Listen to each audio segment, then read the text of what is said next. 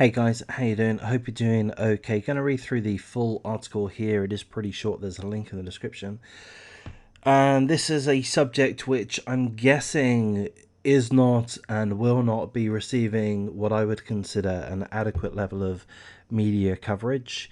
This is another mass shooting, this time in Pittsburgh, at a house party, an Airbnb house party, so a rented house, which people were having a party in. Two people killed. As many as 50 rounds were fired inside. Some of the partygoers felt the need to jump out of the window to get out of the danger zone. So again, I'm just surprised by how few articles there are in regards to this incident.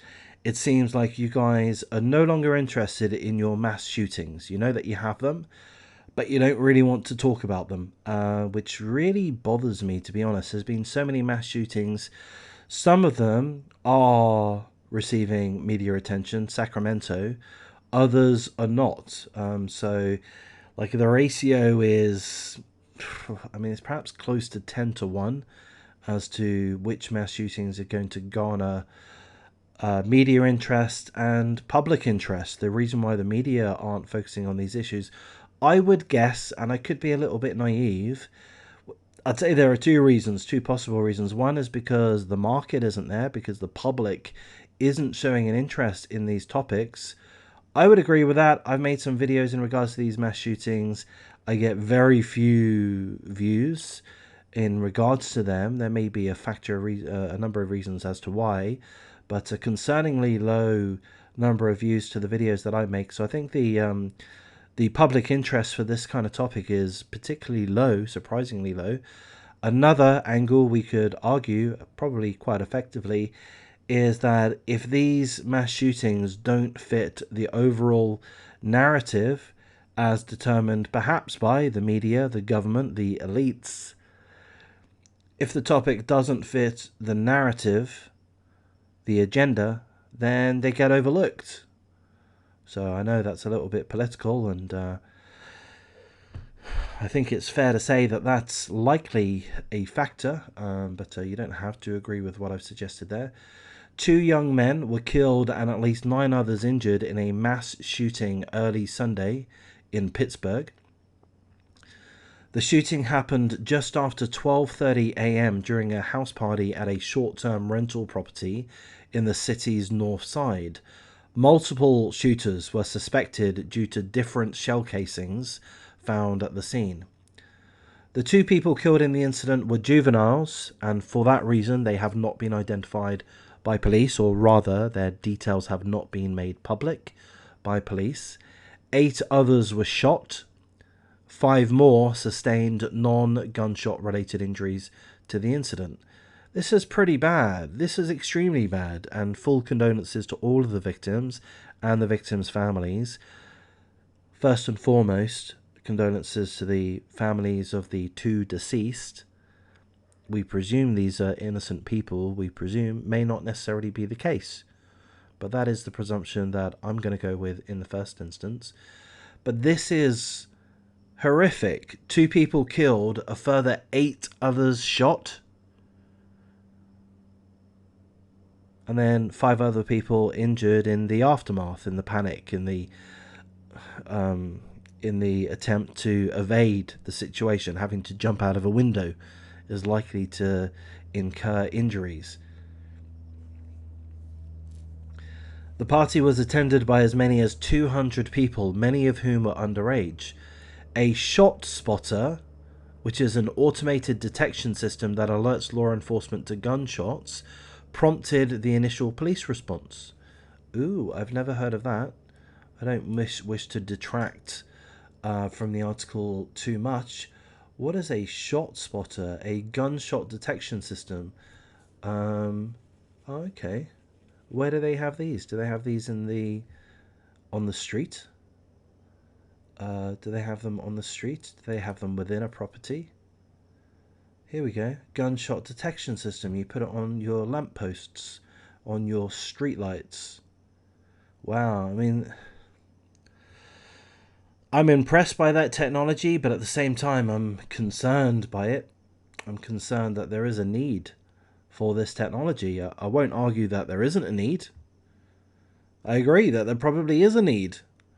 And if the cost isn't too high, if it's a couple of $100 or so, then yeah, why not stick that on your streetlights along with a solar panel? But in any case, a shot spotter, an automated detection system that alerts law enforcement to gunshots, prompted the initial police response.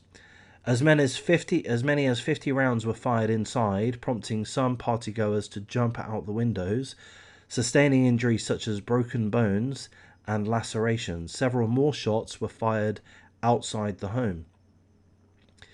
As officers arrived at the scene, shots were heard and several young people were observed fleeing the area on foot and by vehicle. Evidence was being processed at as many as 8 separate crime scenes. Really? So that's a shooting in and around the house, various different locations, presumably. Evidence was being processed at as many as 8 separate crime scenes, and detectives from the Bureau's Major Crimes Unit were speaking to witnesses and reviewing video footage.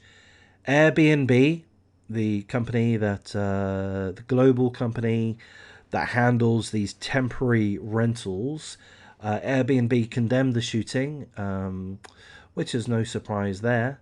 The booking guest has been issued a lifetime ban from Airbnb. It's hardly the point, if you ask me. It's hardly the point. Do I blame Airbnb? No.